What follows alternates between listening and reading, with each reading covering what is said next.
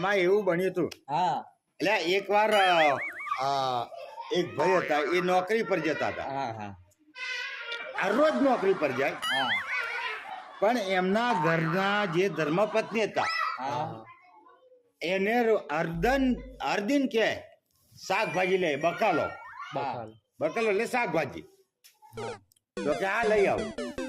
એટલે રોજ અર્ધિન શાકભાજી લેવા જાય એટલે શું લાવે ખબર? કોબીજ નો દડો તમે જોયો?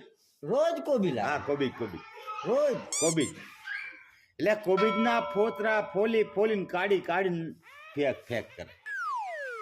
પેલા ભાઈએ કીધું, એટલે ભાઈ મારા સસરાને ફોન કરવા પડે. કા ફોન કરવાનો? શું કામ ફોન કરવાનો? કે મારા સસરાને ફોન કરીને કે આપણે તમારી છોકરી ગાંડી થઈ ગઈ છે. એ શું કામ ગાંડી થઈ ગઈ? તે કે કોબીજ ના ફોતરા ફોલાય, આલે કે ફોલી ન ખાય. એટલે એના સસરાને ફોન કર્યો. એટલે એના સસરા આવ્યા. એટલે એ બેટા શું ફોન કરે જમાઈરાજ? કે બાપુજી તમારી છોકરી ગાંડી થઈ ગઈ છે. કા ગાંડી થઈ ગઈ? કે કોબીજ ને ફોતરા આવે.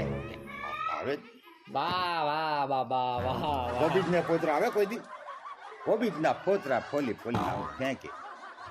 મારા હવારમાં નોકરી જવાનું ને હવાર પડતા શાક બનાવે ને કોબીજ ના ફોતરા ફોલીને કાઢી નો ખાવાનું નહીં બનાવે.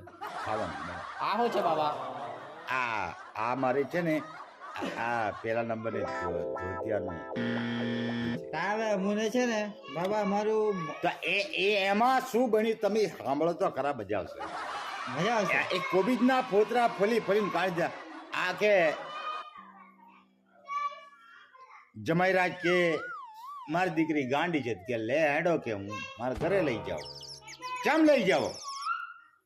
આ ધીરુભાઈ સરવૈયાના જોક્સ છે. દરેક જોરમાં બોલો, હમણાં નથી. ધીરુભાઈ સરવૈયાના જોક્સ છે. હા જોક્સ છે. કે લઈ જાઉં, મારા ઘરે લઈ જાઉં. કે શું કામ લઈ જાય?